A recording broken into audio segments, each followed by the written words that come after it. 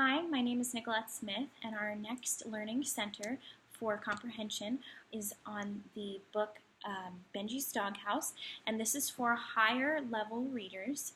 This center is designed to help students with their comprehension strategies. Again, this is higher level readers, so I really wanted to pick an activity that would get them engaged and also growing in their knowledge and comprehension strategies. So the standard that I will be using for an objective in this center is LAFS 1RF 4.4, and that says to read with sufficient accuracy and fluency to support comprehension and to read on level.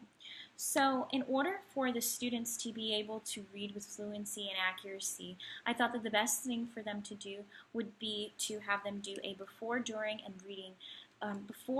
and after reading activity. So the students will go to their center and the directions will be laid out for them, typed up on a nice piece of paper. And so what they will do is follow the step-by-step process. The students will have the book, Benji's Doghouse, to read. And the first step of the activity will be the before the reading activity, and this will ask the students to look at the cover of the book and the title and discuss with their partner or discuss with their classmates, their center partners, what they think the book is going to be about. So just from looking at the title and the picture, what do they think the book is going to be about? After they've done that, the directions will tell them to go through the story and see if they can look for any difficult vocabulary or unknown words. Once they find these words, the directions will tell them to write down the words, and they will look them up to find their meaning and determine their correct pronunciation. So after the students have finished their before the reading activity, they will then begin reading the story. The directions will instruct them, of course. As they're reading the story, when they get to about halfway in the book, they're going to stop, and the directions will instruct them to do a during the reading activity. And this during the reading activity is going to ask the students to talk about what they have already read in the story. This is having them recall what they have already read, and then also it's going to have them again think about what is going to happen next.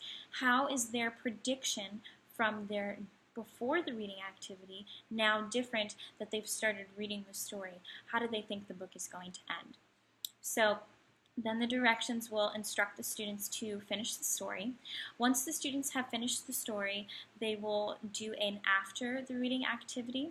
After the reading, they will explain what the story was about. They will discuss what they thought about the characters. They will kind of talk about the little lesson that was in the story, and they will express their feelings about the book. Did they enjoy it? Did they not enjoy it so much? Did they expect something different to happen? And then for a higher order thinking question, I'd like the students to talk about what would happen in the next book if there was to be a Benji's Doghouse 2. So the students will then finish their activity with that, and they will use that little description of what will happen if there was a Benji's Doghouse 2, and they will kind of just use that as an exit ticket. The students will, of course, be graded on a rubric, and the rubric is based off of a 15-point system. Students can receive a super on their work, complete on their work, or a needs improvement on their work. And again, they can reach up to a total of 15 points throughout this center.